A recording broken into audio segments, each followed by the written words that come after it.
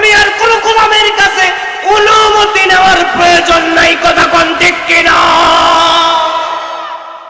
যারা অনুমতির ব্যবস্থা করত মুসলমান, তাকায় দেখেন, তাকায় দেখেন, বাংলার জমিনে শান্তিতে ঘুমানোর মতো আর পরিবেশ নাই।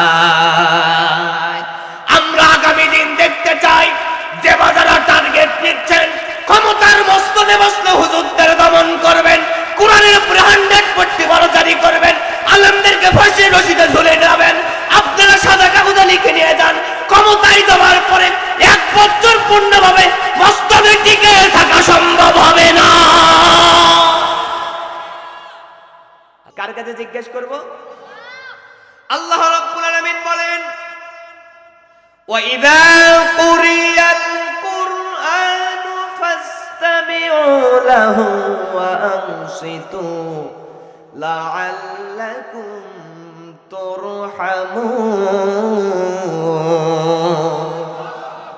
আল্লাহ রাব্বুল আলামিন বলেন, হে নবীজি, আপনার উম্মতের কাছে আপনি জানিয়ে দেন, আপনার উম্মতের কাছে আপনি প্রচার করে দেন, যে জায়গায় কোরআন থেকে তাফসীর করা হয়, কিসের থেকে?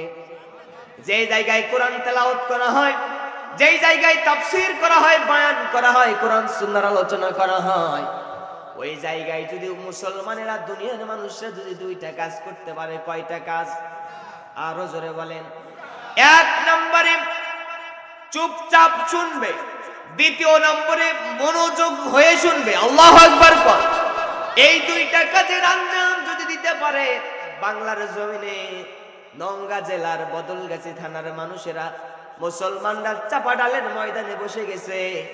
এই 2টা কাজ করতে দেরি হয়ে যাবে। আমার রব ডাক দিয়ে বলতেছে, ওই বান্দা বান্দির উপরে আমি রবের রহমত আর বরকত নাজিল হতে দেরি হবে না। হুজুর কিছুক্ষণ আগেই বলেছেন, এই জায়গায় কিসের রহমত নাজিল হচ্ছে? আল্লাহর। কার রহমত? কোন মাস চলতেছে আরবিতে? হুজুর ওয়াজ করতেছিল কোন মাস? রজব মাস। এই রজব মাসে নবীজি কোথায় গিয়েছিলেন? মেরাজ। এটা সত্য না মিথ্যা?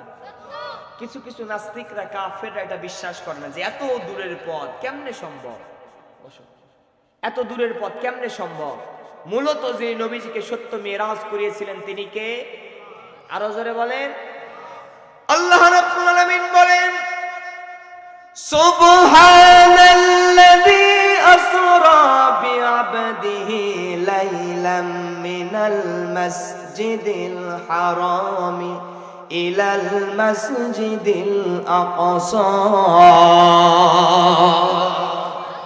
আল্লাহ রাব্বুল আলামিন বলেন, আমি সেই বরকতপূর্ণ মালিক, আমি সেই বরকতওয়ালা রব, যেই রব রব্বুল আলামিন, যেই মালিক আসমান জমিনের মালিক, তামাম কুল কায়নাতের মালিক, আমি রব জাগ দিয়ে জানা দিলাম, আমার হাবিব, আমার দোস্ত মুহাম্মদুর রাসূলুল্লাহ সাল্লাল্লাহু আলাইহি সাল্লামকে আমি রব কাবা শরীফ থেকে নিয়ে বাইতুল মুকাদ্দাস, সেখান থেকে আমি রবের কাছ পর্যন্ত দিদার করিয়েছি। পড়েন না সুবহানাল্লাহ।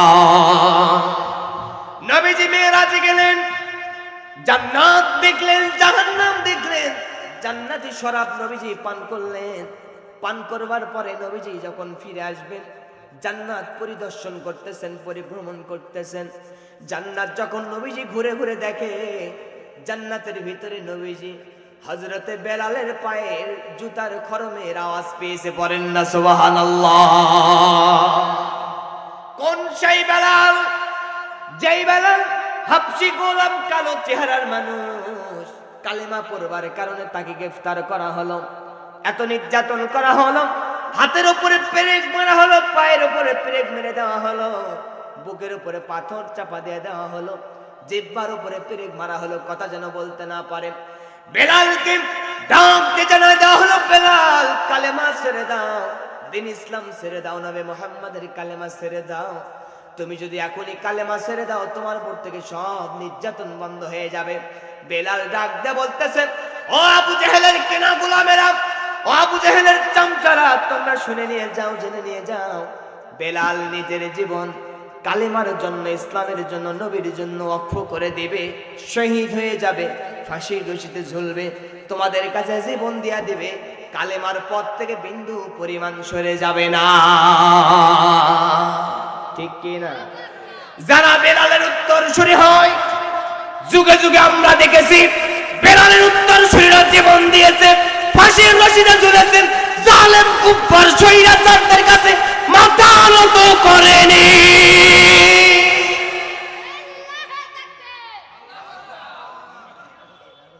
তাহলে বেলালের উত্তরসূরি আছে না নাই? আরো জোরে কোন। বেলালের উত্তরসূরি কালেমার জন্য জীবন দেয়। কালেমার পথ কিন্তু সোজা নয়, কালেমার পথ হলো অনেক কষ্টের পথ। কালেমার পথে চলতে গিয়া নিজের জীবন ঝুঁকির উপরে থাকে, কথা কোন ঠিক কিনা? কবি বলতেছেন, দিনের দাওয়াত গোশত পোলাও কোরমা রুটি নয়, দিনের দাওয়াত ফাঁসির মঞ্চে জীবন বিনিময়। আল্লাহু আকবার কোন। দিনের দাওয়াত গোশত পোলাও কোরমা রুটি নয়, দিনের দাওয়াত ফাঁসির মঞ্চে জীবন বিনিময়। যেই দাওয়াতে নাই রে বাধা, নাই রে প্রাণের ভয়, যেই দাওয়াতে নাই রে বাধা, নাই রে প্রাণের ভয়, বুঝা নিও সেই সে দিনের দাওয়াত নয়, ঠিক কিনা? আমার বন্ধুগণ, বেলালকে প্রস্তাব দিয়ে দেওয়া হলো, বেলাল কালেমা ছেড়ে দাও, দিন ইসলামের কথাবার্তাগুলো ছেড়ে দাও, তোমাকে আর মারা হবে না, হত করা হবে না, পিষ্ট করা হবে না। বেলাল মুখ দ্বারা আওয়াজ দিতে পারে না, কথা বলতে পারে না। হযরতে বেলাল এবার শাহাদাত আঙ্গুলি উঁচু করে আসমানের দিকে তাকায় ডাক দিয়ে বলতেছে, আহাদ আহাদ আহাদ। সূরা ইখলাস যেন সাপোর্ট দেয়, কুল হুয়াল্লাহু আহাদ আল্লাহুস সামাদ লাম ইয়ালিদ ওয়া লাম ইউলাদ ওয়া লাম ইয়াকুল লাহু কুফুয়ান আহাদ। পড়েন আল্লাহু আকবার। ভাই বক্সগুলো অফ করে দেন তো, বক্স অফ করলে কেমন হয় দেখি, আমার সাথে সেটিং খাচ্ছে না। আমার বন্ধুগণ, তার চলতেছে মাইক নেই না, ও সেই জন্য। আচ্ছা চালান, কি করেন, হ্যাঁ চালান। আমার বন্ধুগণ, মাইক লাগানো ভালো ছিল। আমার বন্ধুগণ, বেলাল কালেমার পথ থেকে দূরে সরে গেলেন না। নবীজি বলতেছেন, বেলাল, নবীজি যখন বাসায় চলে আসলেন, বেলালকে ডাক দেয়া বলতেছে, বেলাল জান্নাতের ভিতরে তুমি, বেলাল তোমার পায়ের আওয়াজ শুনেছি, পায়ের শব্দ শুনেছি।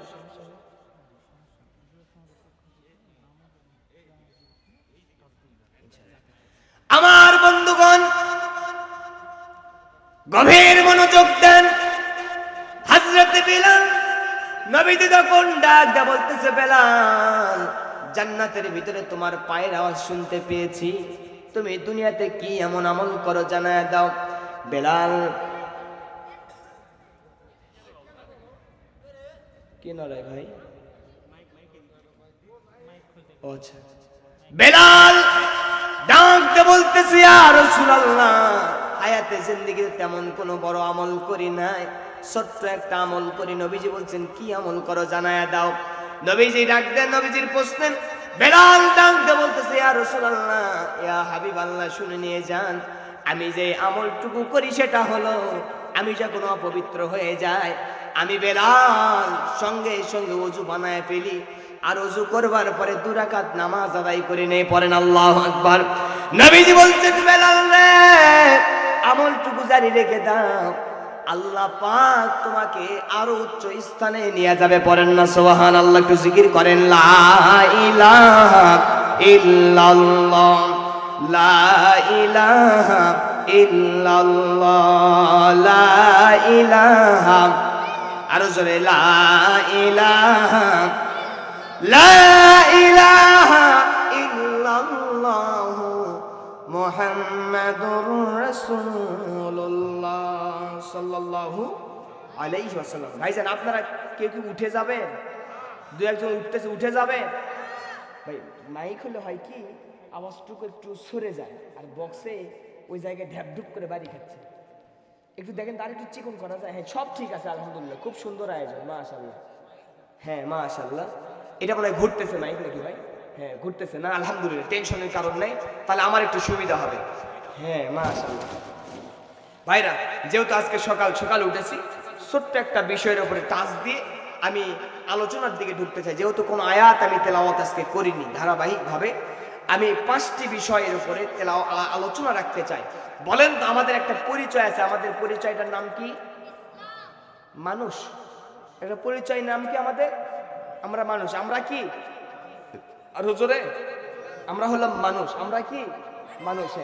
একজন মানুষ যাবে, একজন মানুষের ন্যূনতম কমপক্ষে 5টা পরিচয় আছে। কয়টা?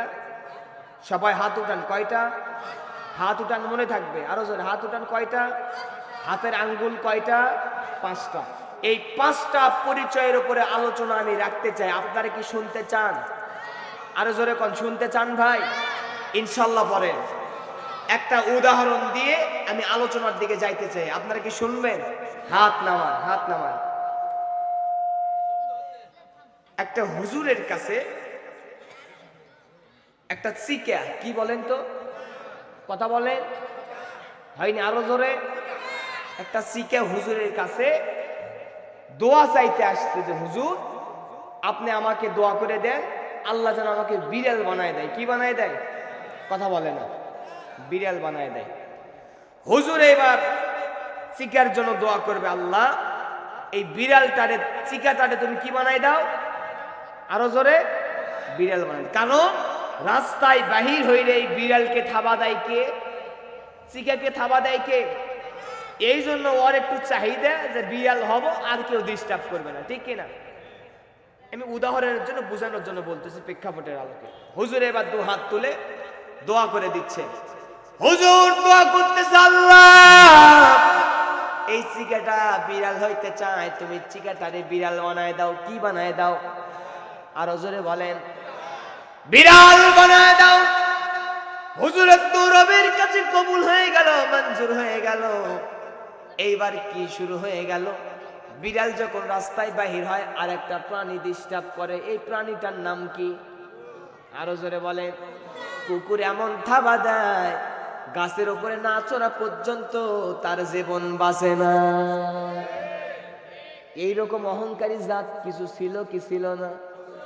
কি বলতো, আমার উপরে কেউ নাই, 41 সাল। কিন্তু আমার আল্লাহ এই চিকাটারে বিড়াল বানায় দিলেন। এইবার বিড়াল হয়ে যখন রাস্তায় বাহির হয়, বিপদ আরো কমছে না বাড়ছে? আরো জোরে, জোর হলো না, বিপদ বাড়ছে। হুজুরের কাছে এবার আসছে, এসে বলছে, হুজুর বড় যত হলাম বিপদ কিন্তু তত বাড়লো। আপনার কাছে আমার আবেদন, আপনি আল্লাহর কাছে দোয়া করেন, আল্লাহ যেন আমারে কুকুর বানায়া দেয়। কি বানাই দেয়? হুজুর এইবার ডাকতে বলতেছে, বিড়াল মশাই তোর চাহিদা তো শেষ নাই। নিরুপায় হয়ে হুজুর মানুষ দোয়া করতেছে, আল্লাহ এই বিড়ালটা কুকুর হইতে চায়। কি হইতে চায়? এই বিড়ালটাকে তুমি কুকুর বানায় দাও। কুকুর হয়ে গেছে।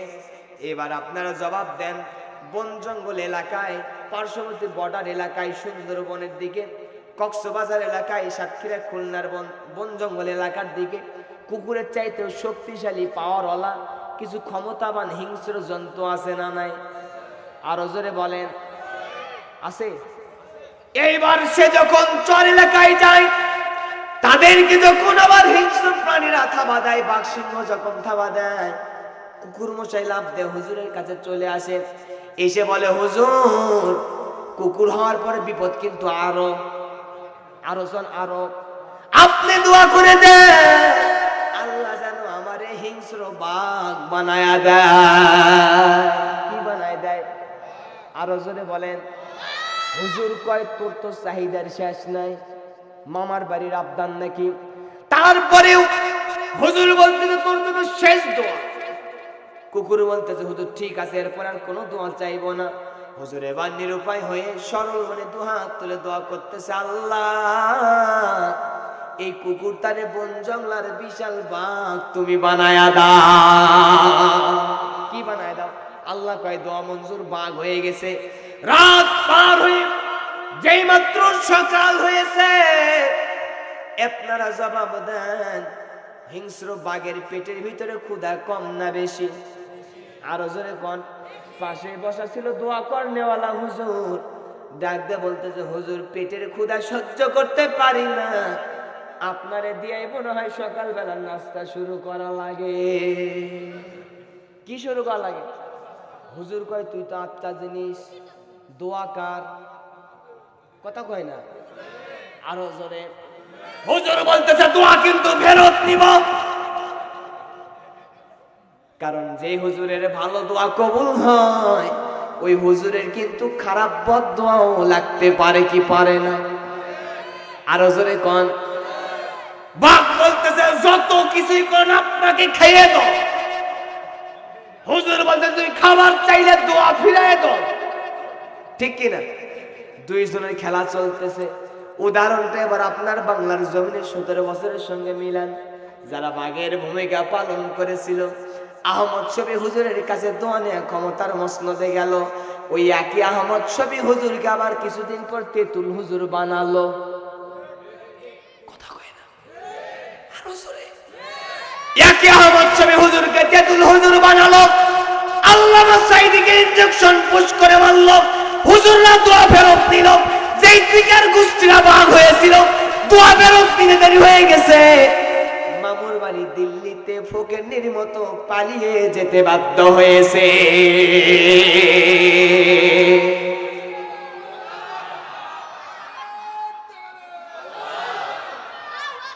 উদাহরণটা কিন্তু খাপে খাপ।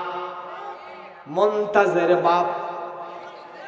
এইবার আমরা তাকবীর দিয়ে সোজা আলোচনায় ঢুকতে চাই। দুহাত তোলেন, লিল্লাহে তাকবীর, জোরে জোরে লিল্লাহে তাকবীর। আল কোরআনের আলো, আল হাদিসের আলো, লিল্লাহে তাকবীর। হাত নামান। একজন মানুষ হিসেবে পরিচয় কয়টা? আরো জোরে কয়টা? গভীর মনোযোগ দিয়ে শুনে নিয়ে যান। 1 নম্বরে, আমার ছোট্ট মাথায় যে আমার একটা ইলম কালাম ছোট্ট একটা জ্ঞান আছে, এই জ্ঞানে আমি যতটুকু পেরেছি আমি লিখে নিয়ে এসেছি। একটি মানুষের পরিচয় হলো 5টি। 1 নম্বরে আমাদের পরিচয়, আমরা মুসলিম। আমাদের নাম কি? আরো জোরে গভীরভাবে শুনবেন। কয়টা পরিচয়? 1 নম্বরে আমার নাম কি? আব্দুল করিম, আব্দুল জব্বার সব বাদ, আমার নাম। 2 নম্বরে আমার একটা দল, ধর্ম, জীবন ব্যবস্থা আছে না নাই?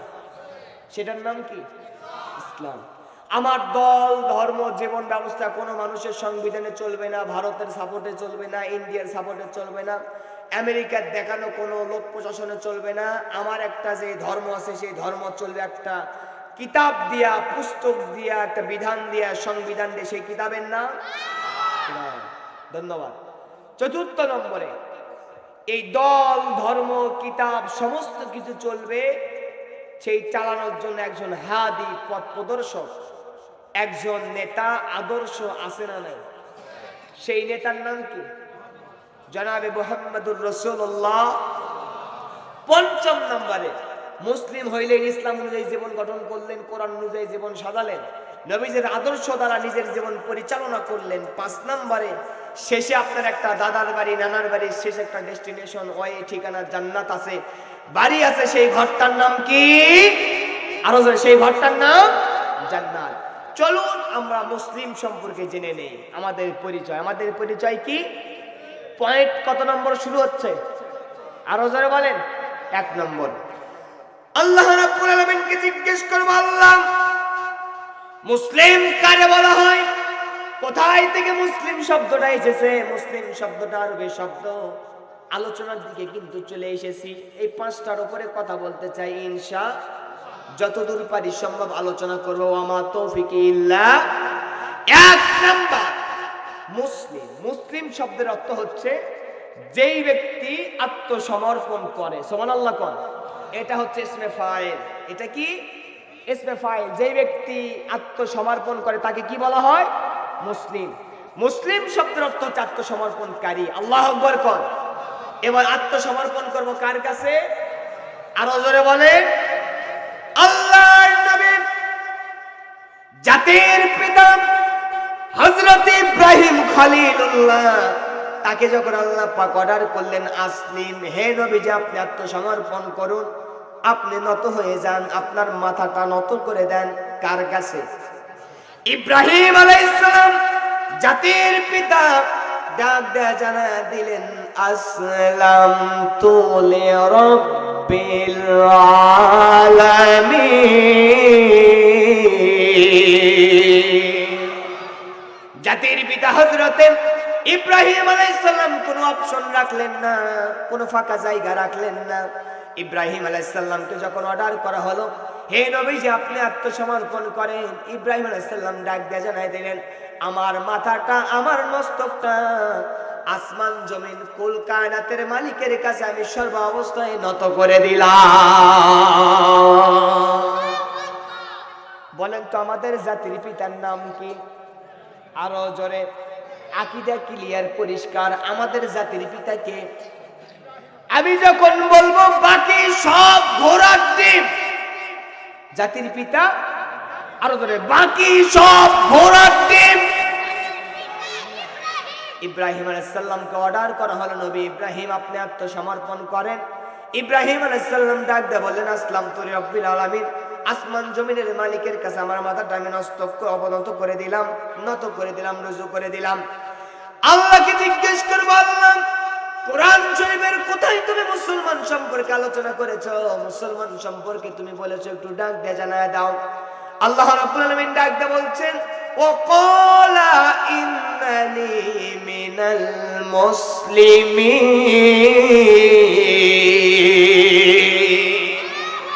একজন ঈমানদার যেই ব্যক্তি নিজেকে মুসলিম দাবি করে, মুসলমানের ঘরে জন্মগ্রহণ করেছে, সেই ব্যক্তি দুনিয়াতে কোনো পরিচয় গোপন রাখবে না, সমাজের ভিতরে বুক ফুলে পরিচয় জানায় দিবে আমি একজন মুসলমান। এতে যত বিপদ আসুক মুসলমান মাথা পেতে মেনে নিবে, ঠিক কিনা? আরো জোরে বলেন। মুসলমান পরিচয় দিতে গিয়ে আপনার জীবন জিন্দেগি সবকিছু যদি রবের কাছে যদি দিয়ে দেওয়া লাগে, একজন মুসলমান নিজের জীবন আল্লাহর রাস্তায় বিলীন করে দিবে। কোন মুসলমান শাহাদাতের ময়দান থেকে বাতিলের কাছে মাথা নত করতে পারে না। কবি সম্রাট ডক্টর আল্লামা ইকবাল রহমাতুল্লাহ আলাইহি বলছেন এ শাহাদাত গাহে উলফত মে কদম রাখনা, এ শাহাদাত গাহে उल्फत में कदम रखना, लोग समझने हैं आशा है मुसलमान होना। अल्लाह अकबर। একজন মুসলমান মানে হলো শুধু নামাজ পড়বেন তাসবিহ তেলাওয়াত করবেন হবে না। একজন মুসলমান শব্দের অর্থ হলো প্রয়োজনে দ্বীন ইসলাম কোরআন সুন্নাহর জন্য শাহাদাতের ময়দানে ঝাঁপিয়ে পড়া। কথা কোন ঠিক কিনা? আল্লাহ রাব্বুল আলামিনকে আবার বলবো আল্লাহ মুসলমান সম্পর্কে তুমি কোথায় কি বলেছো একটু ডাক দিয়ে জানায় দাও। আল্লাহ রাব্বুল আলামিন বলছেন ইয়া আইয়ুহাল্লাযীনা আমানুত্তাকুল্লাহ হাক্কা তুকাতিহি ওয়া লা তামুতুন্না ইল্লা ওয়া আনতুম মুসলিমুন।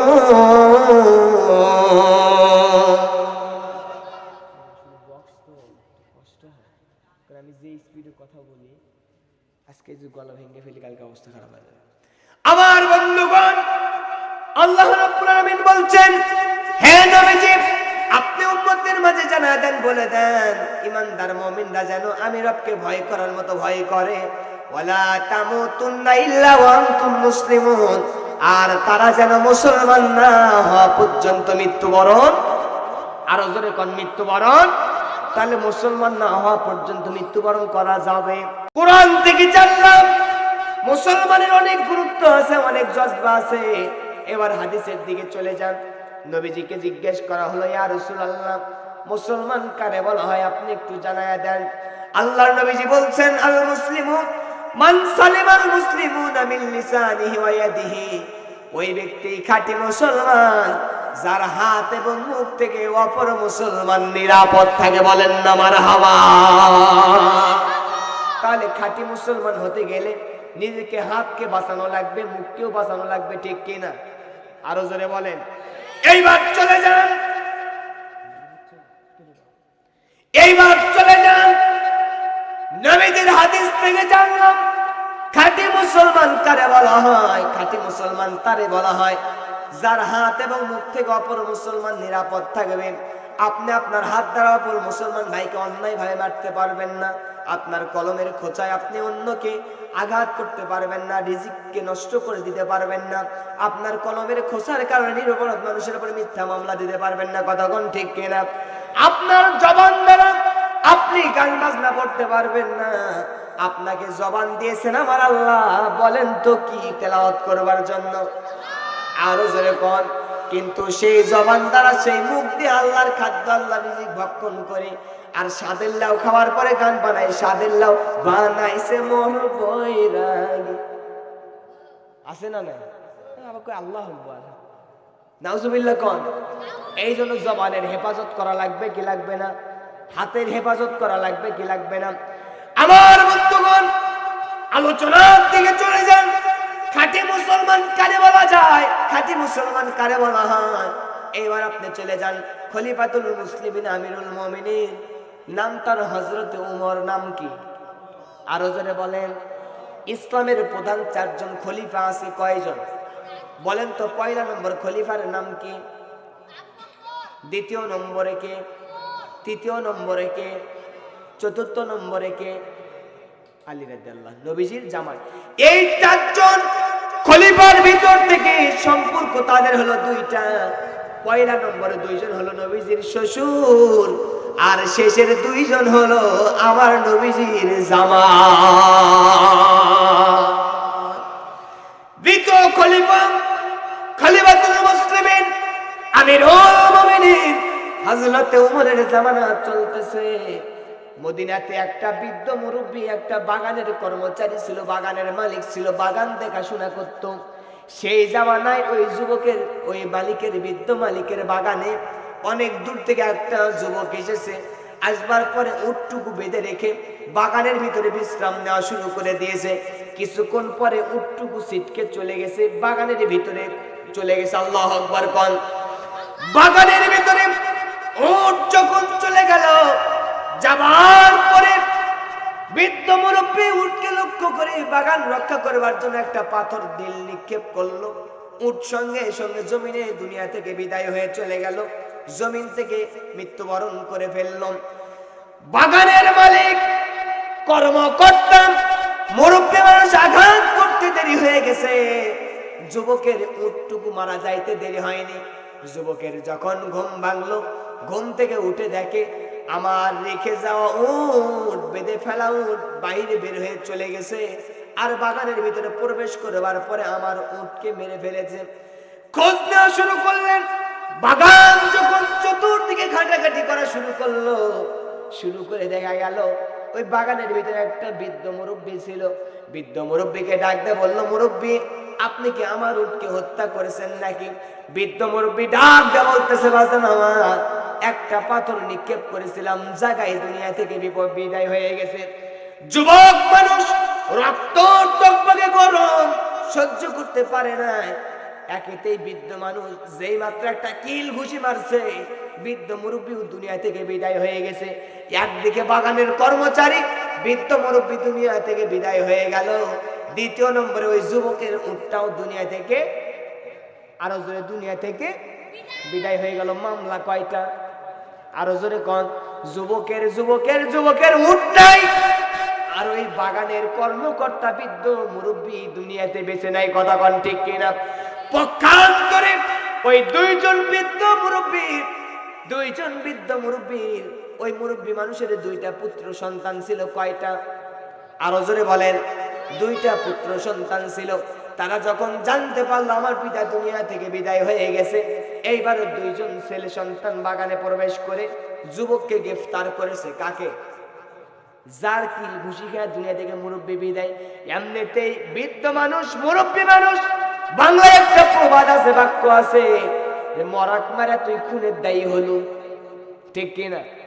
এইবার চলে যান দুইজন ছেলে সন্তান ওই বৃদ্ধের কোণে উটলা যুবক মানুষকে এবার ধরে নিয়ে বলেন তো কার দরবারে যাবে? আরো জোরে বলেন কার দরবারে যাবে? হযরত উমর এবার কিসের দ্বারা বিচার করবে? আরো জোরে বলেন। আল্লাহর কোরআন কি মিথ্যা? আরো জোরে বলেন মিথ্যা।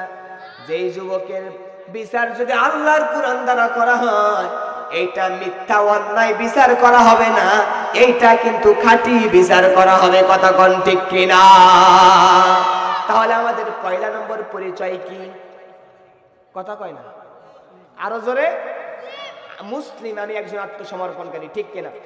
আল্লাহ রাব্বুল আলামিন বলেন, দুনিয়ার কোন মুসলমান ইমানদার মুমিনরা যখন ক্ষমতার মসনদ পেয়ে যাবে, দুনিয়ার শাসনকর্তা হয়ে যাবে, দেশের নেতা হবে, দেশের নেতা হবে, এমপি মন্ত্রী, দেশের প্রধানমন্ত্রী, রাষ্ট্রপ্রধান হবে, সমাজের ভিতরে দেশের ভিতরে তারা 4 দফা কর্মসূচি বাস্তবায়ন করবে। কয় দফা? কথা বলেন কয় দফা? 1 নম্বর আল্লাযীনা ইম্মাক্কান্নাহুম ফিল আরদি আকামুস সালাত, 1 নম্বরে তারা নামাজের বিল পাস করবে। সুবহানাল্লাহ কোন? আরো জোরে বলেন সুবহানাল্লাহ। 2 নম্বর যাকাতের বিল পাস করবে। 3 নম্বরে সৎ কাজের আদেশ করবে। 4 নম্বরে অসৎ কাজের নিষেধ করবে। আপনারা এবার জবাব দেন, স্বাধীনতার পরে আমার দেশে কোন সরকার কি যাকাতের বিল, নামাজের বিল পাস করছে? আরো জোরে। তারা মুসলমান ছিল না খ্রিস্টান ছিল? আরো জোরে জবাব দেন। তাদেরকে ভোট দিয়েছে মুসলমানেরা, হিন্দুরা, সবাই মিলেই তো, ঠিক কিনা? আমার দেশে মুসলমান বেশি না অন্য ধর্ম বেশি? মনোযোগ দিয়ে শুনে নিয়ে যান। ভালো মানুষ যখন ক্ষমতার মসনদে যাবে, সেই সময় তারা 4টি কাজ করবে। 1 নম্বরে নামাজের বিল পাস করবে। 2 নম্বরে সুদ ভিত্তিক অর্থনীতি বাদ দিয়া যাকাত ভিত্তিক অর্থনীতি চালু করবে। কথা কোন ঠিক কিনা? আপনারা কে কে চান বাংলার জমিনে সংসদে মুসলমানদের জন্য নামাজের বিল পাস হোক? কারা কারা চান? এইটা কি আওয়ামী লীগের কথা, বিএনপির কথা, জামাতের কথা, তাবলীগের কথা, পাবলিকের কথা? এটা কার কথা? আরো জোরে বলেন।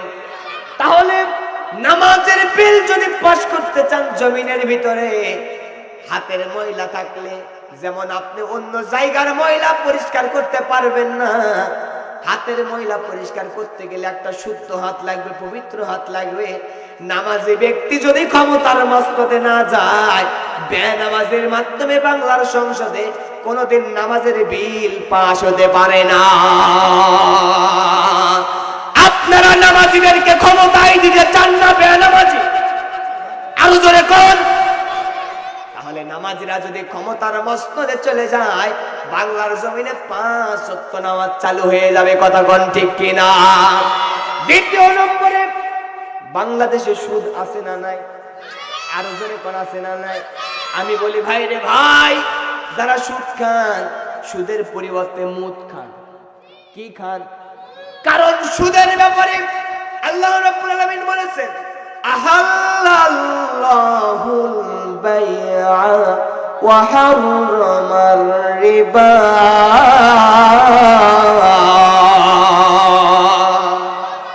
আল্লাহ বলেছে, বান্দা বান্দিরা, তোমাদের জন্য ব্যবসাকে হালাল করে দিলাম, আর সুদ ভিত্তিক অর্থনীতিকে আমি আল্লাহ পাক হারাম করে দিলাম। নাউজুবিল্লাহ কোন? তাহলে আপনারা সুদ চান না যাকাত চান? আরো জোরে বলেন। হযরত উমর, হযরত আবু বকর রাদিয়াল্লাহু আনহু যখন খেলাফতের মসনদে অধিষ্ঠিত হলেন, কিসের মসনদে? খেলাফতের মসনদে শাসনভারের দায়িত্ব যখন পেয়ে গেলেন, কিছু কিছু সম্প্রদায়ের মানুষেরা যাকাত অস্বীকার করলো, যাকাত আদায় করবে না, যাকাত দেবে না। হযরত আবু বকর রাদিয়াল্লাহু তাআলা আনহু ওই সকল মানুষদের বিরুদ্ধে যুদ্ধ জিহাদ ঘোষণা করলেন। আল্লাহু আকবার কর। যুদ্ধ জিহাদ করেছেন, তারপরেও সমাজ থেকে যাকাত কালেকশন করেছেন। বলেন না মারহাবা। 3 নম্বরে ভালো মানুষ যদি ক্ষমতার মসনদে যায়, সৎ কাজের আদেশ করবে, অসৎ কাজের 4 নম্বরে অসৎ কাজের নিষেধ করবে। আপনারা এই 4টি কাজ দেখতে চান কি চান না? আরো জোরে কোন? এইবার আছেন নামাজের বিষয়। হুজুর আমাকে বলেছে নামাজের বিষয়ে আলোচনা করা দরকার। কারণ হলো নামাজ এমন একটা জিনিস, কিয়ামতের ময়দানে যেদিন হাসরের ময়দান কায়েম হয়ে যাবে, সেই দিন সর্বপ্রথম কিন্তু নামাজের হিসাব নেওয়া হবে। কতক্ষণ ঠিক কিনা? কারণ নবীজি বলেছেন, আউয়ালু মা ইউহাসাবু বিহিল আবদু ইয়াওমাল কিয়ামাতিস সালাত। কিয়ামতের ময়দানে কঠিন মুসিবতের সময় যেই ব্যক্তি নামাজের হিসাব দিতে পারবে, ওই ব্যক্তির জন্য পরবর্তী সব ধাপগুলো ক্লিয়ার হয়ে যাবে। আল্লাহু আকবার। তাহলে নামাজ পড়ার দরকার আছে না নাই? আরো জোরে কোন। আমরা 3.5 হাত মানুষ কম্বলের নিচে ঘুমাই, ফজরের নামাজের আজান হওয়ার সঙ্গে সঙ্গে কিন্তু 1.5 হাত হয়ে যায়। কথা কয় না? আমার দেশে কিছু ভণ্ড পীর আছে না নাই? আরো জোরে কোন। তারা কি ভণ্ডামি গান বাজনা তৈরি করে, কি করে না? কয় পানির তলে আগুন জ্বলে, ঝড় বাতাসে নেবে না, আমার বাবার মুরিদ হইলেন নামাজ রোজা লাগে না। আছে না? তাহলে কোন নবী কি বেনামাজি ছিল? কথা বলেন, কোন নবী বেনামাজি ছিল? তাহলে আমরা নামাজিদেরকে সাপোর্ট করব, পড়ে না আমিন? আরো জোরে পড়ে না আমিন? আল্লাহ কবুল করুন। তাহলে আমরা মুসলমান সম্পর্কে আলোচনা করতেছিলাম, ঠিক কিনা? হযরত উমরের দরবারে বিচার নিয়ে যাবে কে? কথা বলে। ওই যে বৃদ্ধ মুরব্বীর 2 জন ছেলে সন্তান। আমি অল্প সময়ের ভিতরে আর 30 মিনিটের ভিতরে আলোচনা আমি ক্লিয়ার করে দিয়ে আখিরি মোনাজাত করে দ্রুত চলে যাব ইনশাআল্লাহ। এর পরবর্তীতে কোথাও মাহফিল নিলে মাইক 2-4টা একটু বেশি রাখবেন, পড়ে না আমিন? আজকে যা হয়েছে আলহামদুলিল্লাহ, চলুক ইনশাআল্লাহ। আল্লাহ যেন বরকত দান করেন, পড়ে না আমিন? আমার বন্ধুগণ, গভীর মনোযোগ দেন।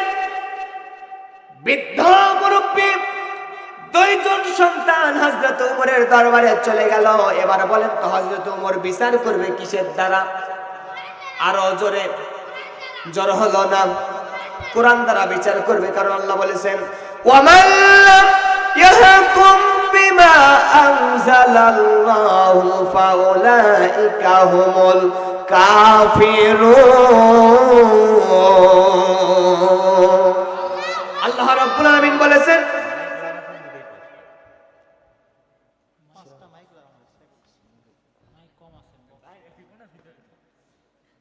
ভাই যত আওয়াজ সব ভিতরেই দেন, বাইরে দেওয়ার দরকার নেই, তাই না? রুম থেকে ভালোই শোনা যাচ্ছিল, কিন্তু আমরা যারা কথা বলতেছি কষ্ট হচ্ছে হালকা একটু। হ্যাঁ হ্যাঁ, না বাবা, আমি যে ফোর্সে বলতেছি 3-5 জনের একজনও বলেনি। আমি যে জোরে কথাবার্তা বলতেছি, আরো যদি না না ওই রকম জোরে টান দিলে আমার বুক নষ্ট হয়ে যাবে, পরবর্তী মাহফিল আমি আর করতে পারবো না, একদম সমস্যা হয়ে যাবে। আমার বন্ধুগণ, গভীর মনোযোগ দেন, গভীর মনোযোগ দেন। হযরত ওমরের দরবারে 2 জন যুবক যখন বিচারে নিয়ে চলে গেছে, 2 জন, হ্যাঁ এরকম থাকবে, যাই মনে করেন ভালো আছে। 2 জন যুবক যখন বিচার হযরত ওমরের দরবারে চলে গেল, হযরত ওমর কোরআন দ্বারা বিচার করবে। ডাক দিয়ে জানায় দিচ্ছে, যুবক তুমি যদি আমার কাছে বিচার নিয়ে আসতা, তোমার একটা উটের পরিবর্তে আর একটা উট দিতাম, বিচার ক্লিয়ার হয়ে যেত, ঠিক কি না? আরো জোরে কোন। হযরত ওমর ডাকতে বলতেছে, যুবক তোমার বিচার তো কোরআন সুন্নাহ অনুযায়ী করা লাগবে। এইবার কোরআন সুন্নাহ অনুযায়ী বিচার হলো, ওয়াকাতাবনা আলাইহিম ফিহা আন্নান নাফসা বিন নাফসি ওয়াল আইনা বিল আইনি ওয়াল আনফা বিল আনফি ওয়াল উযুনা বিল উযুনি ওয়াস সিন্না বিস সিন্নি। আল্লাহ পাক বলেছেন, আল্লাহর বিধান হলো, আল্লাহর জমিনে যারা শাসনের দায়িত্ব পেয়ে যাবে, ওই সময় তাদের দায়িত্ব হলো, একটা মানুষকে অন্যায়ভাবে কোনো মানুষ যদি হত্যা করে, ওই মানুষকে লাশের বিনিময়ে কিন্তু লাশ নেওয়া লাগবে। কথা কোন ঠিক কিনা? আমার দেশে শরীফ ওসমান হাদি ভাইকে চিনেন কি চেনেন না? আরো জোরে কোন। নিরপরাধ একজন যুবক, ঠিক কিনা? তিনি সবার পক্ষে বিপক্ষে কথা বলতেন, যেটা ন্যায়, ঠিক কিনা? প্রকাশ্যে দিবালোকে তাকে হত্যা করা হলো। বাংলার সংসদ থেকে বলতে চাই, সন্ত্রাসী খুনিদেরকে আপনি ধরুন, হাদি ভাইয়ের খুনিদেরকে ফাঁসির রশিতে ঝোলান। বাংলার সমস্ত মিডিয়ায় আপনি জানা দেন, লক্ষ্য করে দেখবেন আগামীতে কোনো আর খুনি ধর্ষক বাংলার জমিনে খুঁজে পাওয়া যাবে না। হাদি ভাই তো সেই মানুষ, দেখেন যারা শাহাদাতের তামান্না নিয়ে থাকে, হাদি ভাই তো সেই মানুষ সব সময় তিনি শাহাদাতের মৃত্যু তিনি কামনা করতেন। হাদি ভাইয়ের একটা বন্ধু আছে, তার নাম হচ্ছে জাবের, তার সঙ্গেই থাকতো, একই সঙ্গে ঘোরাফেরা করত। দেখেন হাদি ভাই কেমন হৃদয়ের মানুষ ছিলেন, যারা রবের জন্য জীবন উৎসর্গ করে দেয়, শাহাদাতের দিকে চলে যায়, এই সকল মানুষগুলো আগে থেকে অনেক কিছু বুঝতে পারে। কথা কোন ঠিক কিনা? হাদি ভাইয়ের বন্ধু জাবের, তার একটা ঘটনা পরে আমি আমার চোখে পানি ধরে রাখতে পারলাম না। তার বিবাহের ডেট ছিল 18ই ডিসেম্বর। কতই ডিসেম্বর? আরো জোরে বলেন। একই সঙ্গের সহযোদ্ধা তারা দুইজন, জাবেরের বন্ধু হাদি, হাদির বন্ধু জাবের। জাবেরের সেই কথা থেকে আমি পাইলাম, জাবের ডাকতে বলতেছে আমার বিবাহের ডেট ছিল 18ই ডিসেম্বর, হাদি আমাকে কয়েকদিন আগে একটা ঘড়ি উপহার দিল। কি উপহার দিল? আরো জোরে কোন। দেখেন মুসলমান, শুনে নিয়ে যান, হৃদয়ের কানটুকু একটু দিয়ে দেন। হাদির বন্ধু জাবের ডাকতে বলতেছে ভাই আমার হাদি, দোস্ত আমার বন্ধু হাদি কয়েকদিন আগে আমাকে একটা ঘড়ি উপহার দিল। ঘড়ি উপহার দেওয়ার পরে ডাকতে বললো জাবের রে, শুনে নিয়ে যা, হয়তো হায়াতে জিন্দেগিতে কোথায় থাকবো না থাকবো, দেখা হতেও পারে নাও পারে, হয়তো বুঝতে পারি না, কোনো ব্যস্ততায় থাকবো নাকি, তোর জন্য একটা পুরস্কার, একটা গিফট ঘড়ি আমি উপহার দিয়ে চলে গেলাম। হাদিরে এই ঘড়িটুকু রেখে দে। হাদি যখন অসুস্থ হয়ে গেল, মাথার উপরে গুলি লাগলো, যখন চিকিৎসা হচ্ছিল, ভাই ছেলেবেলে কথা বলছে ভাই, ডিস্টার্ব হয়েছে। আল্লাহ, একদিকে বক্সের এই আওয়াজ অল্প, কথা তো লাইন বসাইতে পারবো না ভাই। শেষে আপনারা বলবেন হুজুরের আওয়াজ ভালো হলো না। ভাই আলোচনা চলবে, আলোচনা চলবে।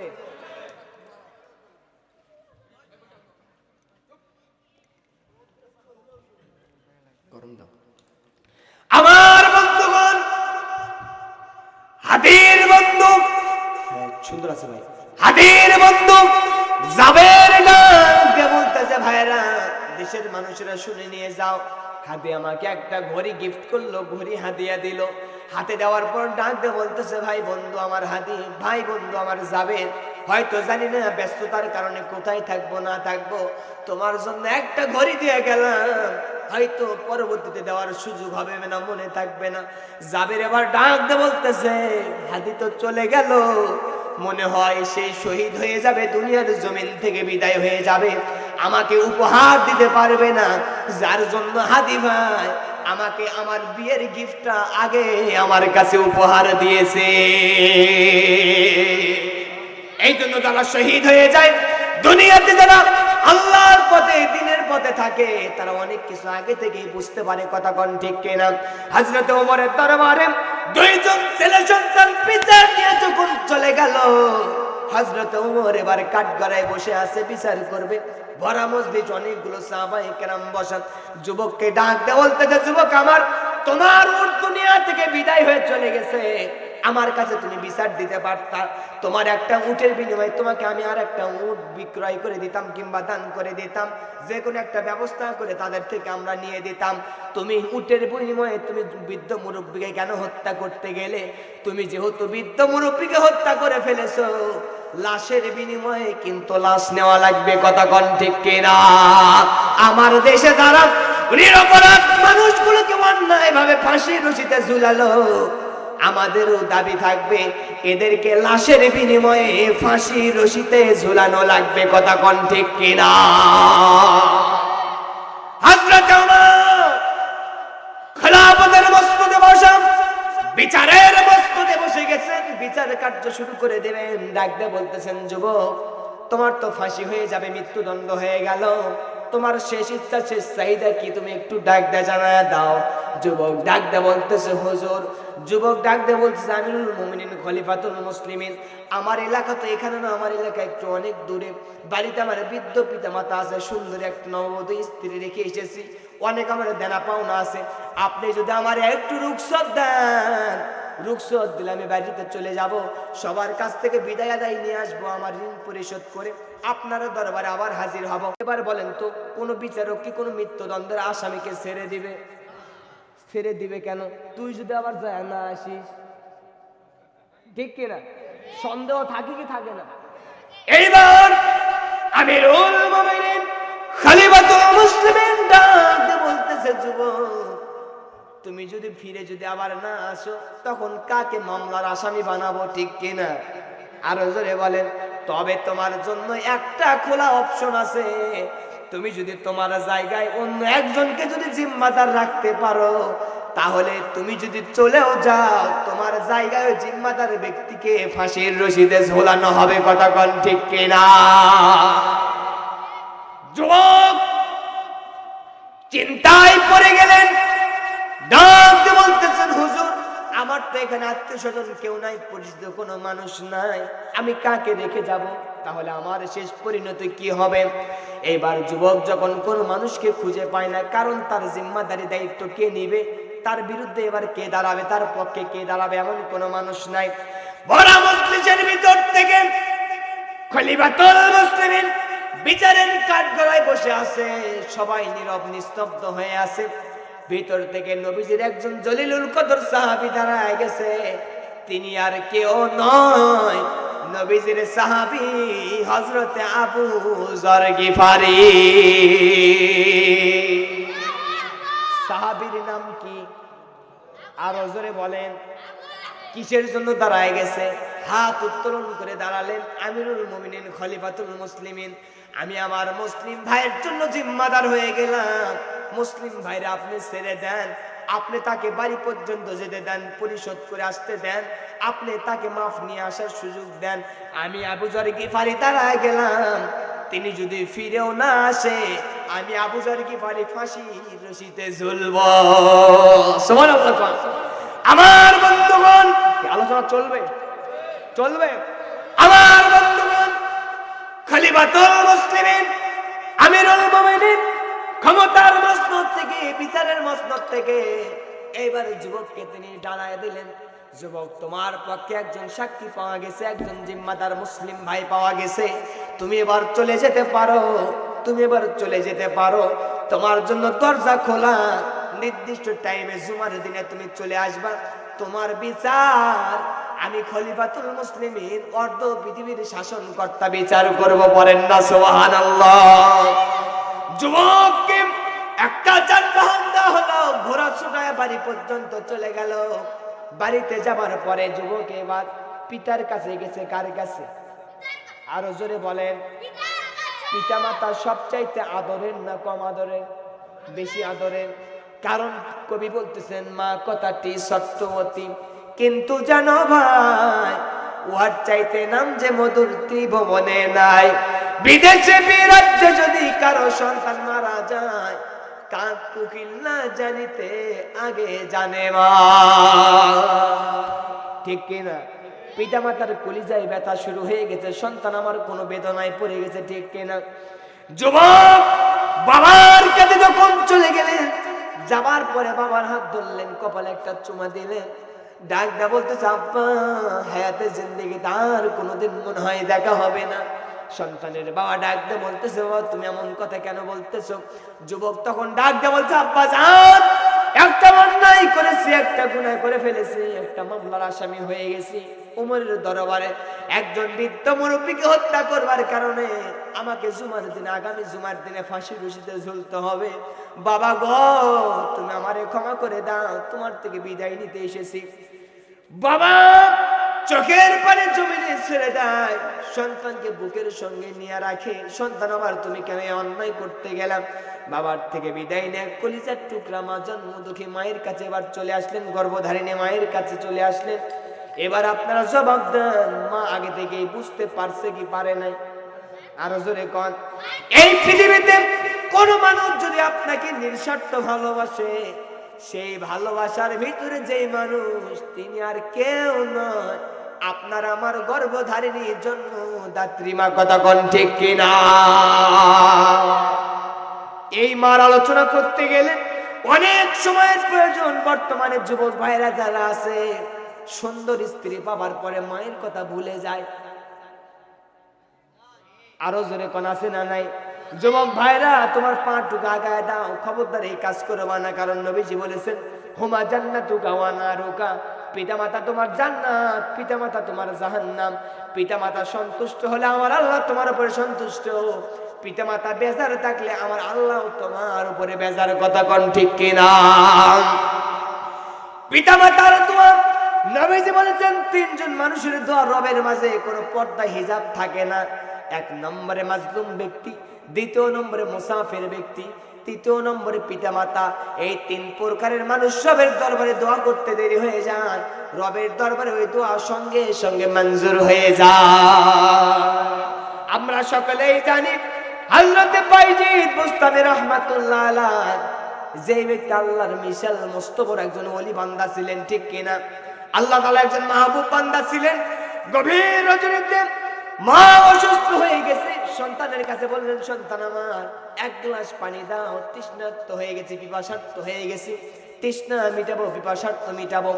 বাইজিদ ছোট্ট মানুষ ঘুম থেকে জাগলেন, জাগবার পরে ঘরের চতুর্দিকে তিনি পানি খোঁজা শুরু করে দিলেন। পানি খুঁজতে খুঁজতে তিনি কোথাও যখন পানি পেলেন না, এইবার মগটুকু নিয়ে, বাটিটুকু নিয়ে, জগটুকু নিয়ে বাইরে বের হয়ে চলে গেলেন। খুঁজতে খুঁজতে একটা ঝর্ণার পানি যখন চলে গেলেন, ঝর্ণা থেকে এক গ্লাস ভর্তি তিনি পানি নিয়ে আসলেন। পানি নিয়ে ঘরের ভিতরে প্রবেশ করে দেখি কলিজার টুকরা মা, দরদি মা আবার ঘুমায় গেছে। বাইজিদ চিন্তা করলেন, ছোট্ট মানুষ, মা এমনিতে অসুস্থ, আমার মারে যদি আমি ডাক দেই অনেক কষ্ট হয়ে যাবে, মা কষ্ট পাবে, মাকে ব্যথা দেওয়া যাবে না, কষ্ট পেয়ে যাবে। বাইজিদ চিন্তা করতেছে, গ্লাসটুকু নিয়ে, পানির মগটুকু নিয়ে মায়ের শিওরের পাশে, মাথার পাশে দাঁড়ায় থাকবো। মা যখন ঘুম থেকে জেগে যাবে, মায়ের হাতে অমৃতেই গ্লাসটুকু উঠায় দেব। বাইজিদ ছোট্ট মানুষ নিজ নিজে বুদ্ধি করে গ্লাসটুকু নিয়ে দাঁড়ায় গেছে মায়ের শিওরের পাশে। পূর্ব দিগন্তে পাখি যখন কিচির মিচির করতেছে, সুবহে সাদিকের সময় ফজরের যখন আজান হয়ে যাবে, বাইজিদের মায়ের ঘুমটুকু ভেঙে গেল। বাইজিদের মা ঘুম থেকে তাকায় দেখে, চক্ষুটুকু খুলে দেখে ছোট্ট বাচ্চা বাইজিদ গ্লাস ভর্তি পানি নিয়ে মায়ের শিওরের পাশে দাঁড়ায় গেছে। পড়েন না সুবহানাল্লাহ। মা বাবার চক্ষু বন্ধ করলেন, কি ব্যাপার? গভীর রজনীতে বাইজিদ কেন আমাদের মাথার শিওরের পাশে দাঁড়ায় আছে, কারণ কি? মা এবার আবার চোখ খুললেন, বাইজিদের দিকে লক্ষ্য করে বাইজিদকে ডাক দিয়ে বললেন, বাইজিদ গভীর রজনীতে গ্লাস ভর্তি পানি নিয়ে দাঁড়ায় আছো কেন? বাইজিদ ডাক দিয়ে বলতেছে, মা তুমি গভীর রজনীতে পানি চেয়েছিলে, ঘরের চতুর্কোণায় আমি খুঁজতে শুরু করে দিলাম, কোথাও পানি পেলাম না। পাশে ঝর্ণা থেকে আমি পানি নিয়ে এসে দেখি তুমি মা আবার ঘুমায় গেছো, এই জন্য তোমাকে আর আমি ডাক দিলাম না, তোমার কষ্ট হবে বলে, তোমার ব্যথা লাগবে বলে। বাইজিদের মা ছোট্ট বান্দা বাইজিদ তার হাত থেকে গ্লাস ভর্তি পানিটুকু নিলেন, পবিত্র হয়ে গেলেন, অপূজা করলেন, তৃষ্ণা মিটায় ফেললেন। এইবার বাইজিদের মা ঘুম থেকে উঠে পবিত্র হয়ে যাই নামাজ পড়ে দিয়া 2 রাকাত নামাজ পড়তে গিয়া শেষ জায়গায় মা এবার রবের দরবারে 2 হাত তুলে দোয়া করতেছে, আল্লাহ আজকে ছোট্ট বাচ্চা বাইজিদ আমি মা আমার জন্য যা করেছে, আমি মা আমার কলিজা ঠান্ডা হয়ে গেছে। হায় আল্লাহ, তুমি বাইজিদ রে সুলতানুল আরিফিন বানায়া দাও। মায়ের দোয়া কার কাছে কবুল হলো? আরো জোরে বলেন। রবের দরবারে কবুল হলো। এই জন্য মায়ের সাথে বেয়াদবি করা যাবে? আরো জোরে কোন যাবে? ভাইরা আমার, যেই দিন মা থাকবে না সেই দিন তোমার খোঁজ নেবার মতো কেউ থাকবে না।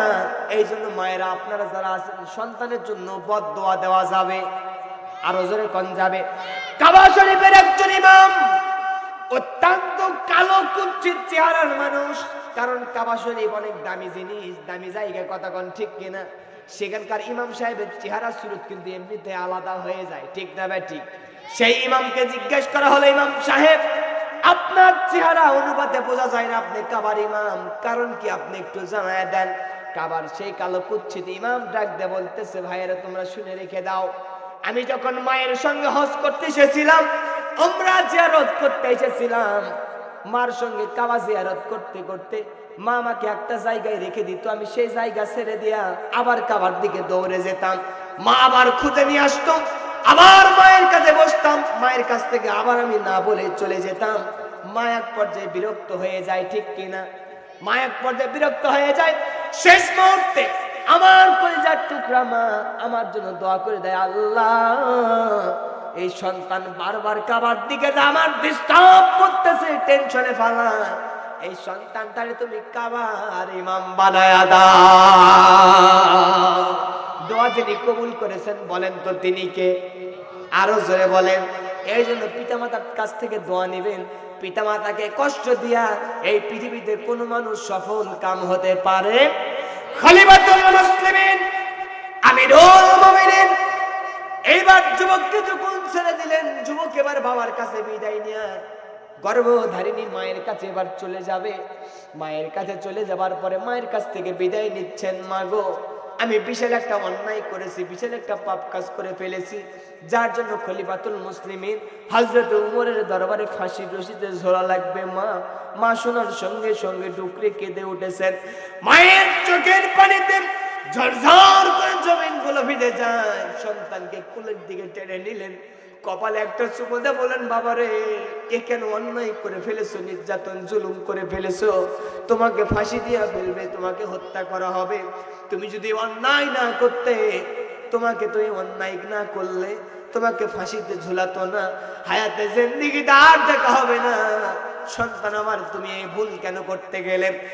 যুবক মায়ের কাছ থেকে বিদায় নিয়ে এইবার নববধূ স্ত্রীর কাছে চলে গেলেন। ডাকতে বলেন, স্ত্রী আমার, নতুন মানুষ তেমন হক আদায় করতে পারিনি, তোমাকে ভালোভাবে হয়তো দেখতেও পারিনি। স্ত্রী আমার, তুমি আমারে বিদায় দাও, বিদায় দাও, আমি চলে গেলাম, আমার রায় হয়েছে সেই মুসলমানদের দায়িত্বে অংশগ্রহণ করবার জন্য। যুবক সবার কাছ থেকে বিদায় নিয়ে এইবার ছুটে চলে আসবেন কার দরবারে? কথা বলেন, কার দরবারে? যারা মুমিন ইমানদার হয় তারা কোনোদিন মৃত্যুর ভয় করে না, তারা ফাঁসির রশিতেও যদি ঝোলা লাগে বাতিল কুফারদের কাছে মাথা নত করে না। আল্লামা কোরআনের পাখি কত বছর বন্দী ছিলেন? কথা বলে না, 13 বছর। আরো জোরে কয় বছর?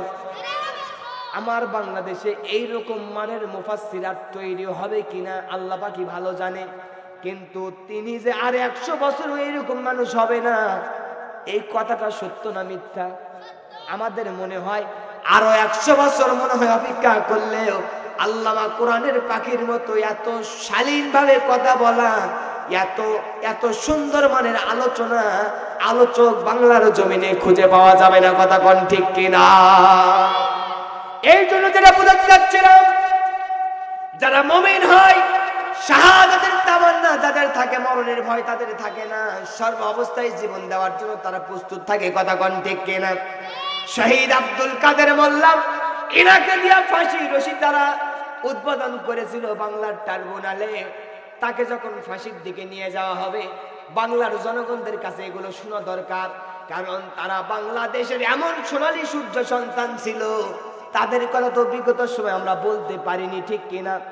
যুবক ভাইরা শুনে নিয়ে যাও, যাদের ভিতরে মরণের ভয় থাকে না, যাদের ভিতরে মরণের ভয় থাকে না, তারা মরণকে কোনোদিন ভয় পায় না, সরাসরি মরণের দিকে চলে যায়। কাদের মোল্লাকে যখন ফাঁসির দিকে নিয়ে যাওয়া হচ্ছিল, তিনি হচ্ছে একটু খাটো মানের মানুষ ছিলেন, তিনি খুব দ্রুত গতিতে ফাঁসির মঞ্চের দিকে যাচ্ছিলেন।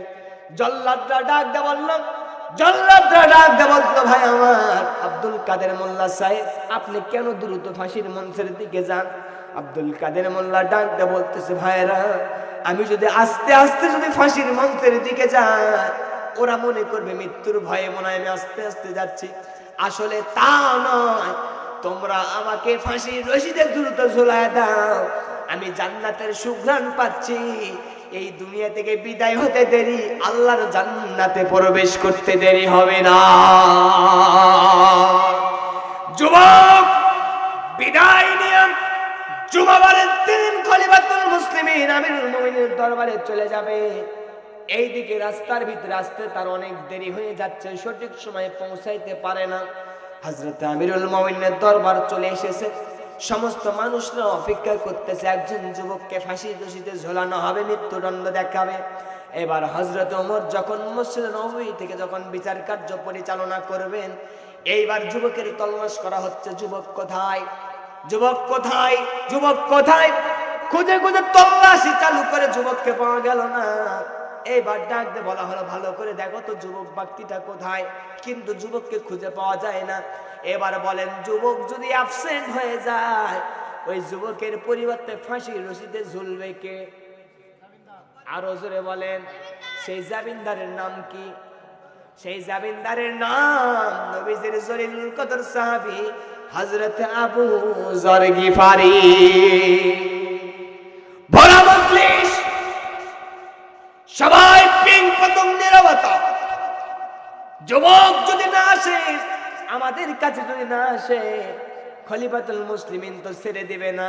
কারণ খলিফাতুল মুসলিমিন আমিরুল মুমিনিন এমন জিনিস, খুতবার ভিতরে খতিব সাহেবরা পড়েন কি পড়েন না, যে আইনের দিক থেকে কড়া নজরে যিনি ছিলেন তিনি হযরত ওমর। আল্লাহু আকবার কোন। হযরত ওমর তার শাসনামলে তার ছেলে সন্তান আবু শামার বিরুদ্ধে একটা রায় এসেছে যে তার সন্তান মদ খাওয়ার কারণে, খেজুর মিশানো কিছু পানি খাওয়ার কারণে, মদ খাওয়ার কারণে হযরত ওমরের একটা সন্তান একটা বুড়ি মহিলার কন্যা সন্তানের সঙ্গে অন্যায় আচরণ করেছে, ব্যভিচার করে ফেলেছে। আল্লাহর কোরআন সামনে এসে গেছে, যুবক যদি অবিবাহিত হয় কি করতে হবে? আরো জোরে কোন, দৌড়া বাড়তে হবে। আল্লাহর কোরআন সামনে এসে গেছে। এইবার সন্তানকে ডাক দিয়ে জানায় দেওয়া হলো, সন্তান আবু শামা তুমি কি সত্যি সত্যি অন্যায় করেছো নাকি? আবু শামা বুঝতে পেরেছে পিতার হাত থেকে আমি বাঁচতে পারবো না। ডাক দিয়ে বলল, আব্বু আমি অন্যায় করে ফেলেছি, মদের একসাথে পাগল হয়ে গিয়েছিলাম, আপনি আমার আজকের জন্য ক্ষমা করে দেন, মাফ করে দেন, আগামীতে কোনো ভুল হবে না। আপনারা জবাব দেন, হযরত ওমর কি এইটা ছেড়ে দিবে? আরো জোরে বলেন। আমার দেশের যদি কোনো বিচারক প্রধানমন্ত্রীর সন্তান যদি কোনো মেয়েকে কোনো মহিলাকে যদি রেপ করতো, ধর্ষণ করতো, আর উল্টা যদি বিচার নিয়ে যাইতো, আমার দেশের প্রধানমন্ত্রী রাষ্ট্রপতিরা বলতো আমার ছেলে তোদের মেয়েকে ব্যবহার করছে, তো 14 বংশের কপাল। যার জন্যই তো দেখা যায় কত মানুষ ধর্ষিতা হয়, বাংলার জমিনে একটা বিচার হয় না। মাগুরা জেলার আসিয়া নামের ছোট্ট একটা মেয়ে বোনের বাড়িতে বেড়াতে গিয়ে কিন্তু ধর্ষিতা হয়েছিল। শুধু ধর্ষিতা নয়, লজ্জাস্থানের উপরে প্লেট দিয়ে কর্তন করা হয়েছিল। আহারে ছোট্ট মেয়েটা দুনিয়া থেকে বিদায় হয়ে গেল। নেট দুনিয়া ভাইরাল হলো, বিচার মনে হয় হবেই হবে। আসামিকেও গ্রেফতার করা হলো। তারপরে আর একটা ভাইরাল ইস্যু এসে যায়, আসিয়ার সব মামলাগুলো ওখানেই পড়ে থাকে, ঠিক কিনা? তবে আমরা জানিয়ে দিতে চাই, আগামীতে যারা সরকার গঠন করবেন, জেনার আইন আপনারা কায়েম করুন, প্রত্যেকটা শাস্তির আইন কায়েম করে আপনারা সংসদ আইন কায়েম করুন। বাইতুল মুকাররমের সামনে ধর্ষকদেরকে ফাঁসির রশিতে ঝোলান। আগামী দিন থেকে সমস্ত ধর্ষকদের স্বপ্ন দোষ বন্ধ হয়ে যাবে। কতক্ষণ ঠিক কিনা? বিচার না থাকবার কারণে আর বিচার হবে কেমনে? বিচার যারা করবে এদের কাছে বিভিন্ন সুপারিশ নিয়ে আসে। আমরা পৌরনীতির ভিতরে পড়েছিলাম আলিমে, যে বিচার কার্য দেশে সুশাসন প্রতিষ্ঠা হওয়ার পিছনে বাধা হলো কয়েকটি। তার ভিতরে অন্যতম একটি কারণ, সুশাসন প্রতিষ্ঠা হবে না ওই দেশে যেই দেশে স্বজন প্রীতি থাকবে। কি থাকবে? স্বজন প্রীতি। কারণ আমি অন্যায় করেছি, উনি আমার চাচা হয়, ওনার কাছে গিয়ে আমার বাবা বললো দেখেন আপনারই ভাসতে মাফ করে দেন, কোন বিচার হলো? আরো ধরে বিচার হলো। এই স্বজন প্রীতি যতদিন পর্যন্ত থাকবে ততদিন পর্যন্ত বাংলার জমিন ন্যায় নীতির জমিন হতে পারবে না। কতক্ষণ ঠিক কিনা? আইন সবার জন্যই সমান। হযরত ওমরের ছেলেকে ডাকা হলো, তুমি কি সত্যিই জিনা ব্যভিচার করেছো, ওই মেয়েকে ব্যবহার করেছো? তিনি বললেন হ্যাঁ, আমি মদের একশনে পাগল হয়ে গিয়েছিলাম। হযরত ওমর সন্তানকে দৌড়া মারবেন, সন্তানকে কোরআন দ্বারা বিচার করবেন। বিচারের কাঠগড়ায় যখন নিয়ে আসবে, সন্তানকে দৌড়া মারা শুরু করে দিবেন। জল্লাদকে ডাক দেওয়া হলো, জল্লাদ দৌড়া মারা শুরু করে দাও। জল্লাদ এক পা গায়ে আবার এক পা পিছায়, কারণ প্রধানমন্ত্রীর ছেলে। আল্লাহু আকবার কোন। কেমনে আঘাত করবো, কেমনে দুনিয়া থেকে বিদায় করে দিব? হযরত ওমর ডাক দেওয়া হলো, জল্লাদের মাধ্যমে বিচার সম্পন্ন হবে না, হবে না, হবে না। তোমার মাধ্যমে বিচার সম্পন্ন হবে না। হাতের ব্যাট চাবুকটুকু আমাকে দাও, আমি হযরতে ওমর আমার সন্তানকে দৌড়া মেরে দুনিয়া থেকে বিদায় করে দিব। যুবক, ওমরের দরবারে ফিরে আসতে অত্যন্ত দেরি হয়ে যায়। কি আলোচনা চলবে? এইটুকু শুনবেন তো ইনশাআল্লাহ। শেষ পর্যন্ত হযরতে ওমরের দরবারে আসতে দেরি হয়ে যাচ্ছে।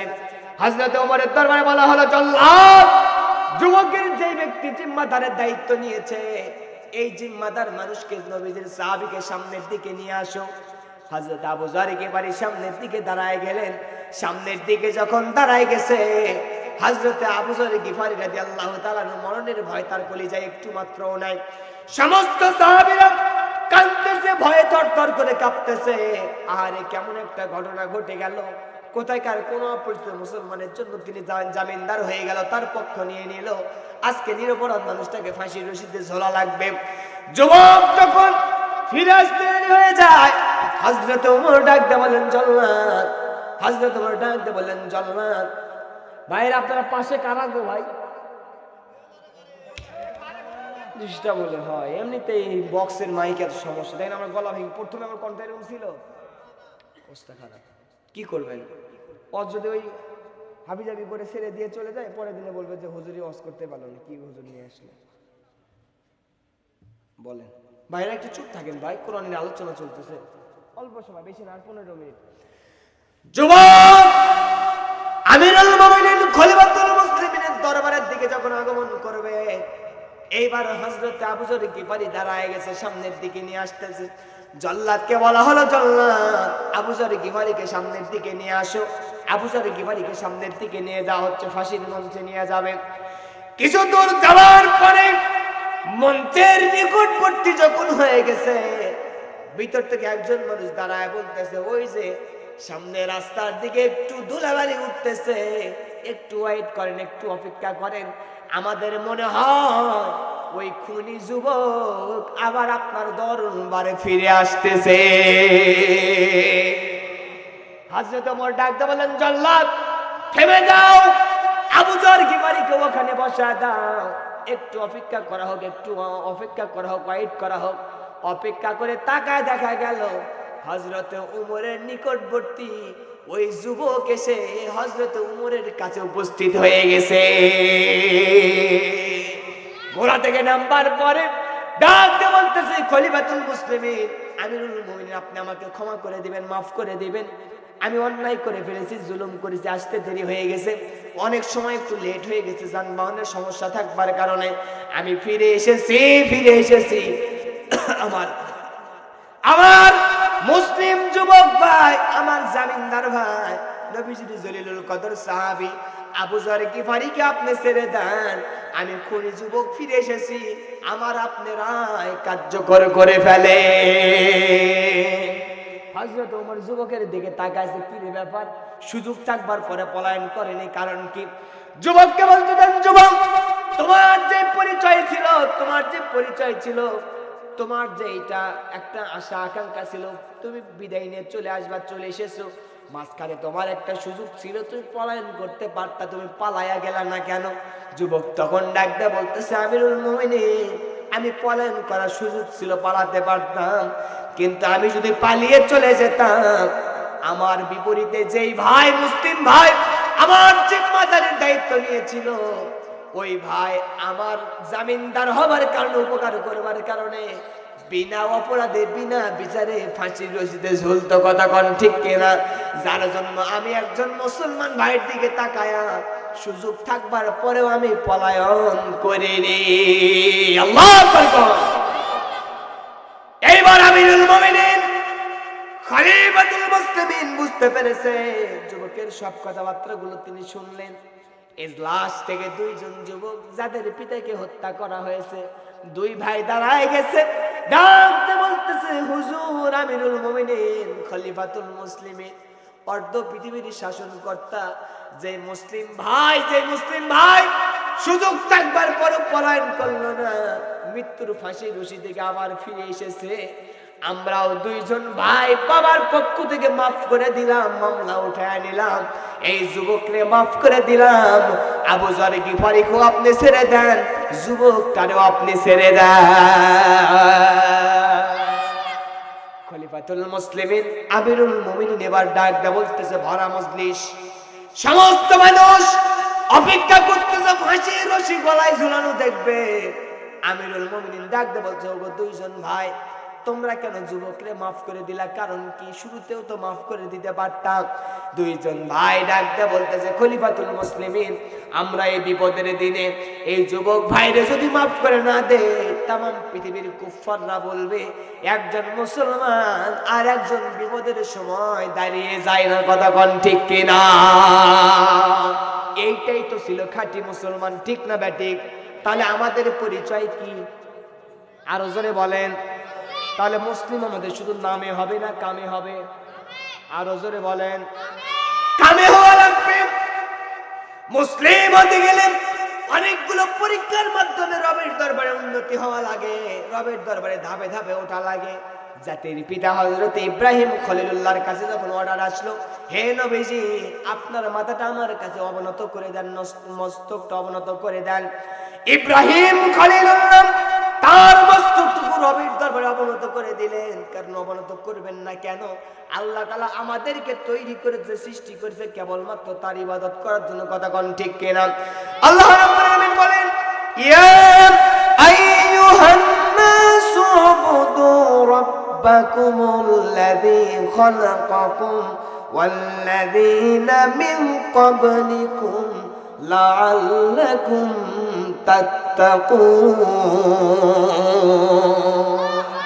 আমরা মুসলমান মানুষ যারা আছি, মুসলমানদের ঘরে যারা জন্মগ্রহণ করেছি, আমাদের দায়িত্ব হবে কার ইবাদত করা?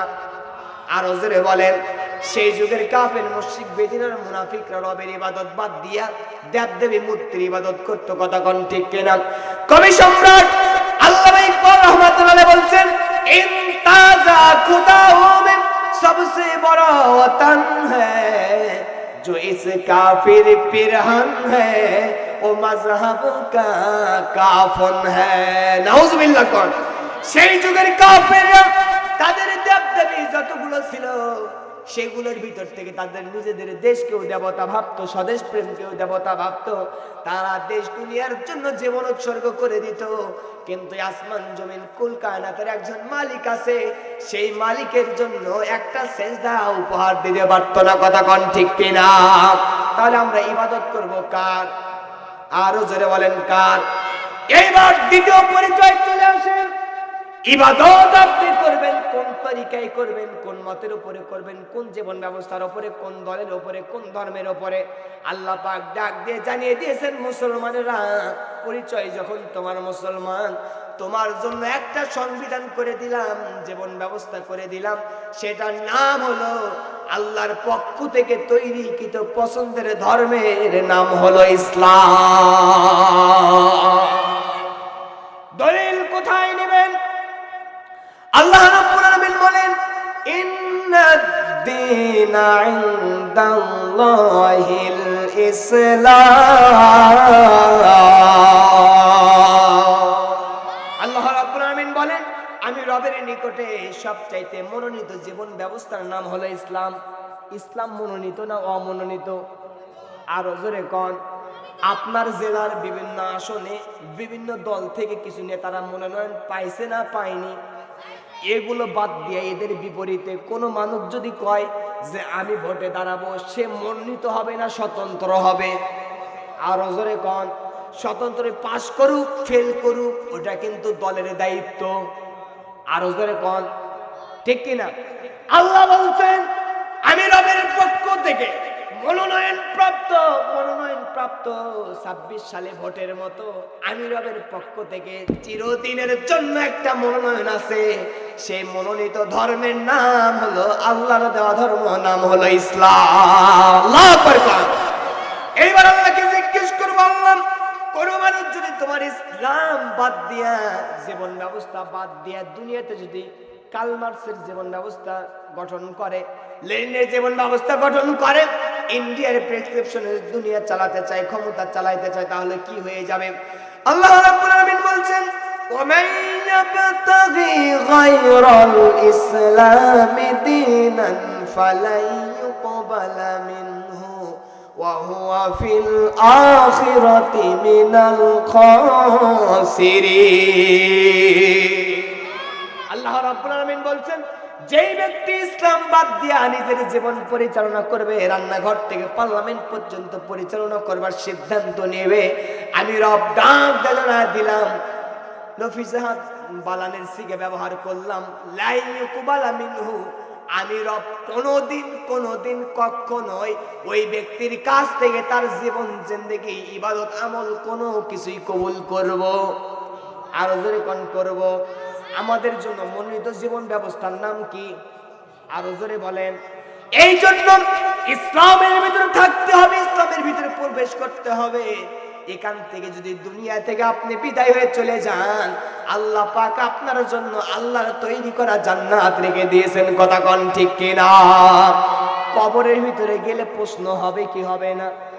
আরো জোরে বলেন। বাংলার জমিনে হুজুররা কিন্তু অনেক বিষয়ে মতভেদ, ঠিক কিনা? কেউ কিয়াম করে, কেউ কিয়াম করে না, আছে না নাই? এগুলো নিয়ে মারামারি আছে না নাই? উঁচা টুপি লম্বা টুপি মারামারি আছে না নাই?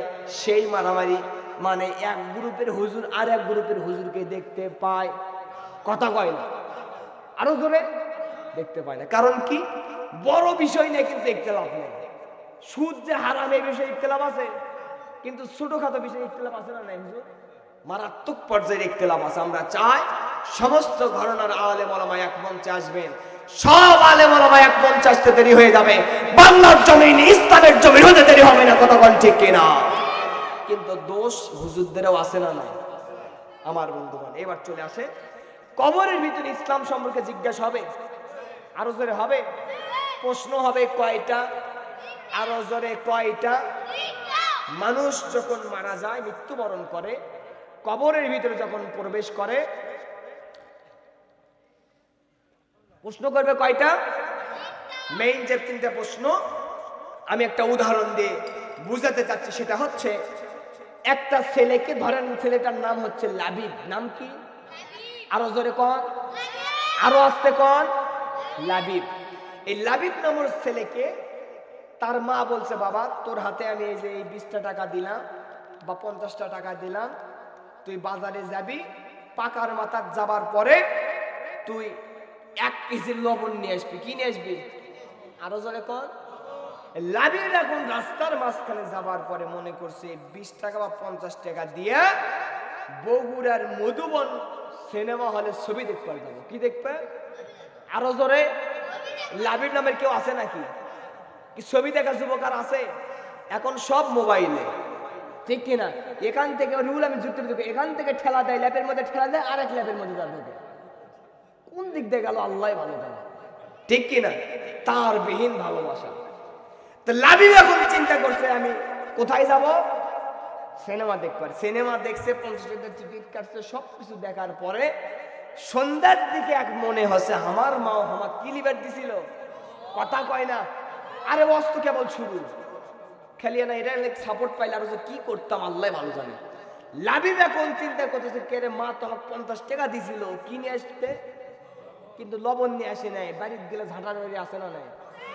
বাড়ির দরজায় গেছে, মা ঢোকার সাথে গেছে লবণ কুটি। কি কুটি? 1 নম্বরে লবণ কুটি, 2 নম্বরে গেসলু কুটি, 3 নম্বরে টেকা কুটি।